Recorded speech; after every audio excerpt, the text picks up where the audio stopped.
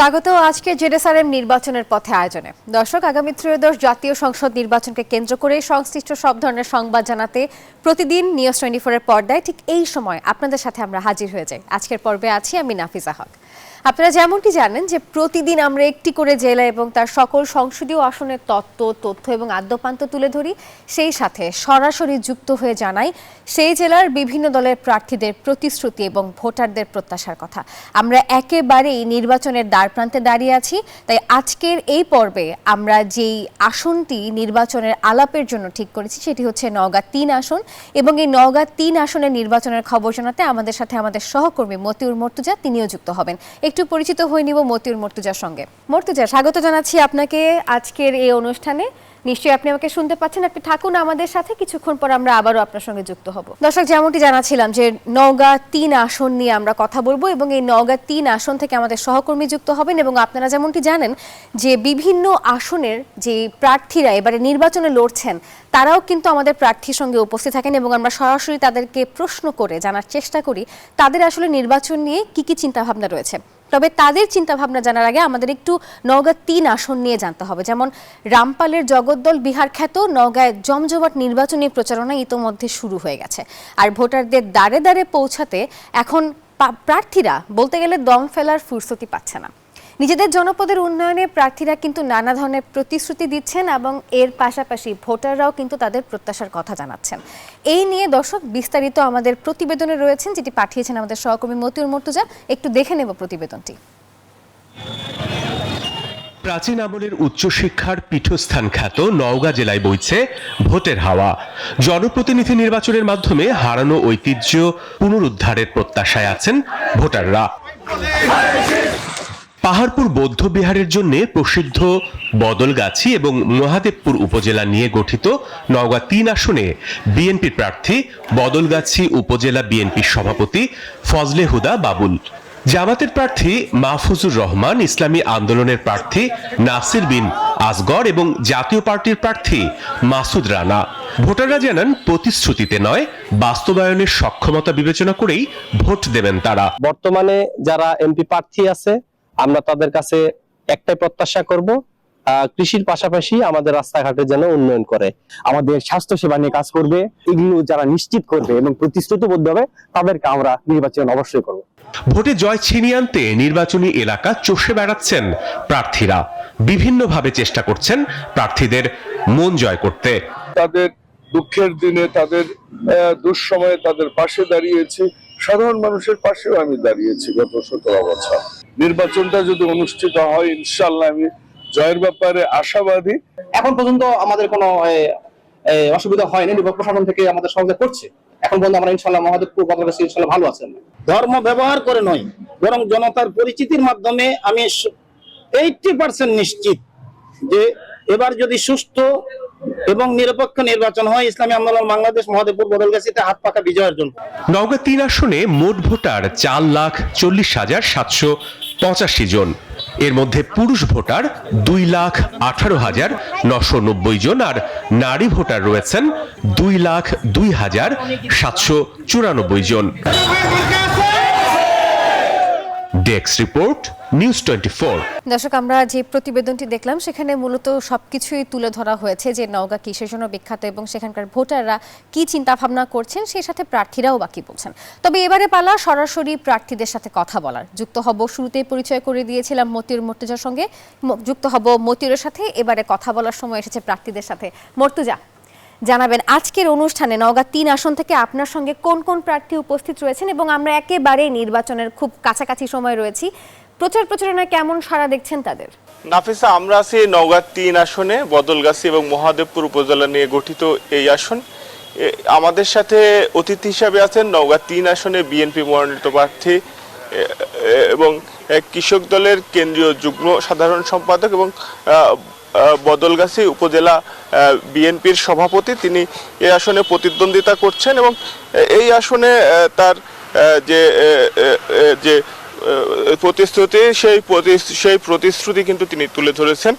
সেখানে তিনি ভোটারদের মন জয় করার চেষ্টা করছেন। ফজলে হুদা বাবুল, আমরা তার সাথে কথা বলবো। প্রথমে আমরা আপনার কাছে জানতে চাই যে নির্বাচনের পরিবেশ কেমন দেখছেন, প্রতিদ্বন্দ্বিতা কতটা হবে?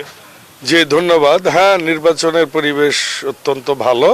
মহাদেবপুর বদলগাছি একটা খুবই শান্তিপ্রিয় জায়গা, কিন্তু প্রতিদ্বন্দ্বিতার ক্ষেত্রে আপনি জানেন সর্বোচ্চ প্রার্থী প্রায় না 8 জন প্রার্থী আছে, এবং এই 8 জন প্রার্থী সবাই বেশ যোগ্য।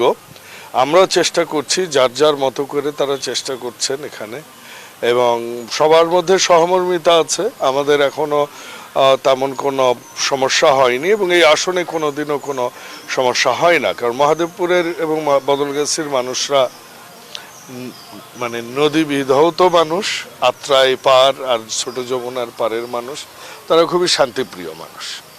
ভোটারদের কি কি প্রতিশ্রুতি দিচ্ছেন? কেন্দ্র ঘোষিত প্রতিশ্রুতি আছেই, তার বাইরেও স্থানীয়ভাবে কোনো প্রতিশ্রুতি দিচ্ছেন কিনা? দেখুন, আমাদের বিএনপির যে ম্যাডাম খালেদা জিয়া, যে তার আত্মার রুহের মাগফিরাত কামনা করছি, উনি বেঁচে থাকতেই ভিশন 2030 দিয়েছেন। তারই ভিত্তিতে আমরা পরবর্তীতে এবং যুগপৎ আন্দোলনের আমাদের সঙ্গী জোটকে নিয়ে আমরা যেটা দিলাম 31 দফা, এবং সবশেষে আমরা এখানে 8টা বা 9টা একটা মেইন পয়েন্টে নিয়ে এটা কেন্দ্রভাবে আমরা দিচ্ছি। কিন্তু আপনি জানেন, বাংলাদেশের প্রত্যেকটা এলাকারই একটা স্বাতন্ত্রতা আছে। আমাদের এই আসনেরও কিছু স্বাতন্ত্র্য বোধ আছে। সেখান থেকে আমার সিনিয়র নেতারা এখানে আছেন, নির্বাচন পরিচালনা কমিটির এই মহাদেবপুরের উনি আহ্বায়ক আছেন, যুগ্ম আহ্বায়ক আছেন, সাবেক ভাইস চেয়ারম্যান, এখানে নওগাঁ জেলা বিএনপির সাবেক সাধারণ সম্পাদক আছেন, বর্তমান সাংগঠনিক সম্পাদক আছেন জেলা বিএনপির। আমরা সবার সাথে আলোচনা করে যে জিনিসটা আমরা ঠিক করেছি সেটা হচ্ছে মহাদেবপুরের জন্য যেটা মূল সমস্যা, মহাদেবপুর এবং বদলগাছির যৌথ সমস্যা, এটা হচ্ছে মাদক। আমরা ঠিক করেছি যে 100 দিনের একটা আমরা যদি কার্যক্রম চালাতে পারি সকলের সহযোগিতায়, স্টেক হোল্ডার যারা আছে, পুলিশ প্রশাসন এবং পরিবারের সদস্য এবং সাধারণ মানুষদেরকে নিয়ে আমরা 100 দিনের মধ্যে এই আসনটাকে আমরা মাদক মুক্ত করতে চাই। এছাড়াও আপনার কর্মসংস্থান একটা বড় বিষয়। আপনি জানেন যে বিএনপি কেন্দ্রীয়ভাবে কর্মসংস্থান এবং বেকার ভাতার জন্য ঘোষণা দিয়েছে। তার ছাড়াও আমরা স্থানীয়ভাবে এখানকার মানুষরা মনে করেন ইন্টারমিডিয়েট পাস হলেই মনে করে ওরা শিক্ষিত, তো এই ধরনের মেট্রিক পাস, ইন্টারমিডিয়েট পাস ওদেরকে যদি আমরা একটা প্রাথমিক প্রশিক্ষণ দিতে পারি, আর 2 উপজেলায় 2টা যদি শ্রমনির্ভর কারখানা করতে পারি, শ্রমনির্ভর বলতে যেমন গার্মেন্টস একটা শ্রমনির্ভর কারখানা, তো আমরা যদি মহাদেবপুরে একটা লাইট ইঞ্জিনিয়ারিং কারখানা করতে পারি, আর বদলগাছি যেহেতু নাগফজলি জিআই রেজিস্টার্ড একটা আম, নাগফজলির উপর ভিত্তি করে যদি একটা ম্যাঙ্গো জুসের কারখানা করতে পারি, সেখানে আমাদের 400-500 করে প্রত্যেক বছর কর্মসংস্থান করা যায়। এছাড়াও আপনার স্কুল কলেজগুলোকে সংস্কার করা, সংস্কার বলতে বিশেষ করে স্কুলের মাঠে ঘাস থাকে না এখন, বাচ্চাদের ধুলো মুখে যায়, বাচ্চারা অসুস্থ হয়ে পড়ে, কাজেই এবং স্কুল কলেজের মাঠ যেগুলোতে হাট বাজার আছে সেগুলো উন্নত সরিয়ে নিয়ে মাঠকে খেলার উপযোগী করা। তারপর আপনার স্কুল কলেজকে রাজনৈতিক আধিপত্যের বাইরে নিয়ে আসা, যেটা এলাকার ভালো মানুষদের, সুশীল মানুষদেরকে নিয়ে এবং শিক্ষিত শিক্ষানুরাগী মানুষকে নিয়ে স্কুল পরিচালনা করা। তারপর আপনার মূলত একটা শিক্ষার পরিবেশ এবং জ্ঞান নির্ভর একটা এলাকা তৈরি করা। এছাড়াও অবকাঠামোগত ব্যাপক কাজ পেন্ডিং আছে গত 17 বছরে গ্রামে, রাস্তাঘাট, মন্দির, মসজিদ, এগুলা একটা ব্যাপক চাহিদা রয়েছে। হাট বাজারগুলো এখন কৃষককে শোষণের একটা বড় হাতিয়ার হয়ে গেছে। 20 বছর আগে যে হাটের মানে বাৎসরিক ডাক থাকতো হয়তো 20 লাখ টাকা, ওই হাটের ডাক এখন 10 কোটি টাকা।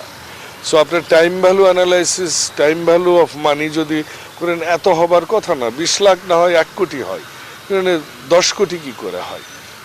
এই যে এটা কিন্তু কন্ট্রিবিউট করে গ্রামের সাধারণ কৃষকেরা। আমাদের কৃষকদের জন্য অনেক প্রকারের প্রকল্প কেন্দ্রভাবে নেওয়া হয়েছে, যেমন কৃষক কার্ড আপনি জানেন, ফ্যামিলি কার্ড, কিন্তু তার পাশাপাশি আমাদের এই জায়গাটা সম্পূর্ণরূপেই কৃষি নির্ভর। তো সেখানে কৃষকদের ন্যায্য পণ্য দেবার 2টো উপায় আছে। একটা পরিবহন খাত, যেমন আমাদের এখানে কোনো রেল লাইন নাই বলতেই গেলে, ছোট্ট একটু টাচ হয় সেটা রানীনগরে। নওগাঁ একটা অনেক বড় উপজেলা, 11টা উপজেলা। তো এই উপজেলার যে কৃষি পণ্যটা, এটা পরিবহনের ক্ষেত্রে খরচ অনেক বেশি হয়। এক ট্রাক আলু কাউরান বাজার যেতে 30,000 টাকা লাগে। তো আমরা যদি এখানে একটা ব্রিটিশ পিরিয়ডে একটা ব্যবস্থা ছিল, আমরা যদি চাপাই থেকে একটা রেল লাইন টেনে নওগাঁ জেলার উপর দিয়ে আমরা আক্কেলপুরে নিয়ে যদি জংশন করি, আমার মনে হয়েছে যে ট্রান্সপোর্টেশন কস্ট 90% এখানে সাশ্রয় হবে এবং তাতে কৃষকরাও ন্যায্য মূল্য পাবে, ভালো দাম পাবে, ঢাকার মানুষরাও কিন্তু উপকার হবে। কপি, এইটা ভর মৌসুমে কপি যখন এখানে একটা ফুলকপি আপনার মনে করেন 5 টাকা, ওই সময় কিন্তু ঢাকায় একটা ফুলকপি মিনিমাম 30 টাকা। তো এই যে 25 টাকা, এটা কিন্তু ট্রান্সপোর্টেশন এবং আদার্স ইস্যুগুলোতে আসে। রেল লাইন থাকলে কৃষকরা এটা। আরেকটা হচ্ছে এই ফসলগুলো স্বল্পকালীন প্রিজার্ভেশনের যদি কোনো ব্যবস্থা, কোল্ড চেইন যদি করা যায়, যেটা ইউরোপে আছে।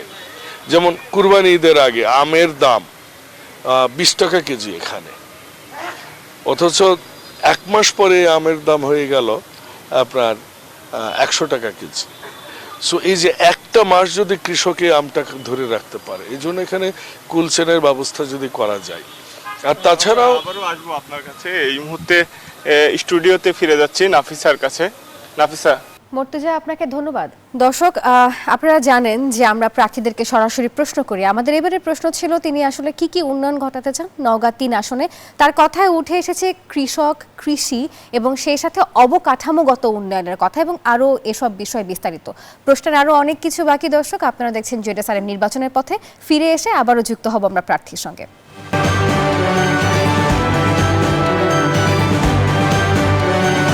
বিরতির পর সবাইকে আরও একবার স্বাগত জানাচ্ছি। দেখছেন জেডএসআরএম নির্বাচনের পথে। আমরা আবারও যুক্ত হব সহকর্মী মতিউর মর্তুজার সঙ্গে।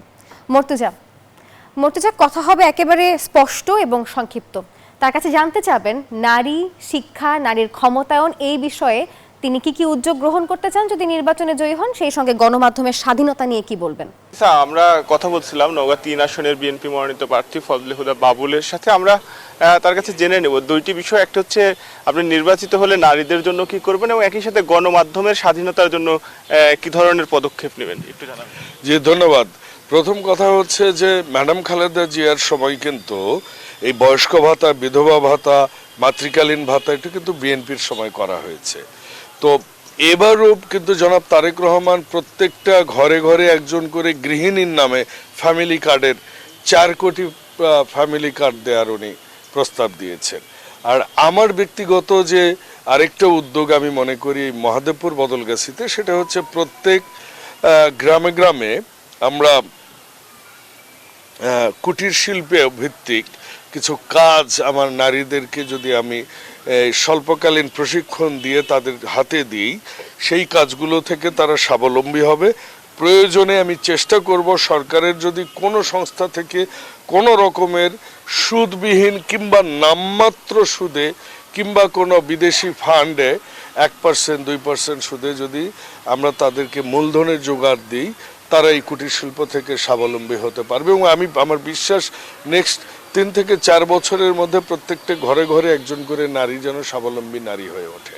আরেকটা হচ্ছে আদিবাসী যেসব নারী কৃষক আছে, তাদের মধ্যে অনেক শিক্ষিত আদিবাসী নারী কৃষক আছে, এমনকি ইন্টারমিডিয়েট পাস, ওই মাঠে যে ধান লাগায়। এইসব আদিবাসী শিক্ষিত নারী কৃষকদের আমরা যদি বাংলা ইংরেজির পাশাপাশি আর একটা ল্যাঙ্গুয়েজ শিক্ষা দিয়ে আমরা যদি তাদেরকে ইউরোপিয়ান বা আমেরিকার কোনো কৃষি কাজে কৃষি শ্রমিক হিসেবে তাদেরকে পাঠিয়ে দিই, একটা পরিবারের একজন কৃষক যদি বাইরে যেয়ে কাজ করে 5 বছর, ওই পরিবারটা কিন্তু ধীরে ধীরে স্বাবলম্বী হয়ে যাবে। মানে শ্রমিক এক্সপোর্টের কথা বলছি। এই দুটো কাজ আমি নারীদের জন্য এখানে করতে চাই। আর একটা হচ্ছে যে আপনি যেটা মিডিয়ার কথা বলেছেন, আমার মনে হয়েছে মহাদেবপুর বদলগাছিতে আমি সবচেয়ে বেশি মিডিয়া প্রেমিক। আমি বলি মানুষকে আমার সমালোচনা করেন। আমার মনে আছে 2009 সালে আমাকে নিয়ে লেখা হয়েছিল শীতের পাখির আগমন, তার সাথে আমার সবচেয়ে ভালো সম্পর্ক এবং এই একটা জায়গায় বিএনপির সাথে আমার মতের মিল এবং এটা বিএনপি লালন করে। আপনি জানেন শিশির ভট্টাচার্যের কার্টুনের কাহিনী প্রথম আলোর সাথে, এবং সেখানে আমাদের দলের চেয়ারম্যান জনাব তারেক রহমানের কি অভিব্যক্তি। কাজে আমরা মনে করি মিডিয়া আছে জন্যই গণতন্ত্র শক্তিশালী হবে। মিডিয়া যত ক্রিটিসিজম করবে তত রাজনীতিবিদরা সক্রিয় হয়ে উঠবে, সাবধান হয়ে উঠবে, সমাজ উপকৃত হবে, গণতন্ত্র উপকৃত হবে। যেমন কথা বলছিলেন নওগাঁ 3 আসনের বিএনপি মনোনীত প্রার্থী ফজলে হুদা বাবুল। তো এই ছিল রাজশাহী ছিল নওগাঁ 3 আসন থেকে সর্বশেষ। নাফিসা, মর্তুজা, অসংখ্য ধন্যবাদ আপনাকে। সেই সঙ্গে ধন্যবাদ যারা এতক্ষণ আমাদের সঙ্গে ছিলেন এবং দেখছিলেন জেডএসআরএম প্রেজেন্স নির্বাচনের পথে। আজকের এই আয়োজন এ পর্যন্ত। দেখা হবে আগামী দিন নতুন কোনো নির্বাচনী এলাকার নির্বাচনী সবশেষ খবর নিয়ে। সে পর্যন্ত ভালো থাকুন এবং দেখতে থাকুন নিউজ 24।